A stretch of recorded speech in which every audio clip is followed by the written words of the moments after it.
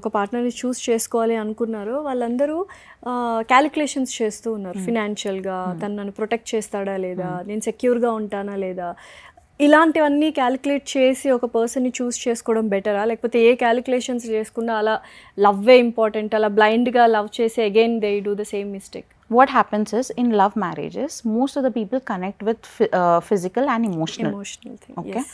and then they see mentally how he is, okay, mindset ela undi, okay, financial enta savings unnai, enta assets unnai, ఆ తర్వాత చూస్తారు. Family తర్వాత చూస్తారు. Family ఎలా ఉన్నా పర్వాలేదు, వీ లవ్ దిస్ పర్సన్ అని స్టిక్ అయిపోతారు. ఓకే, కానీ ఇక్కడ అరేంజ్ మ్యారేజెస్లో ఏముంటాయి, they first see financial, then they see family, okay, then they see, you know, physical attraction unda leda, okay, emotional mental అయితే లాస్ట్ లైన్ తర్వాత చూసుకోవాలి. Exactly, you know, they are very focused as the person, how is the person, they are not even thinking. ఉట్టి attraction ఉందా లేదా చూసుకుంటున్నారు అంతే. మనం ఫొటోస్లో ఎట్లా కనిపిస్తున్నాం అట్లానే చాలు. That is their mind set. ఎందుకు, ఆ relationship is only on the papers.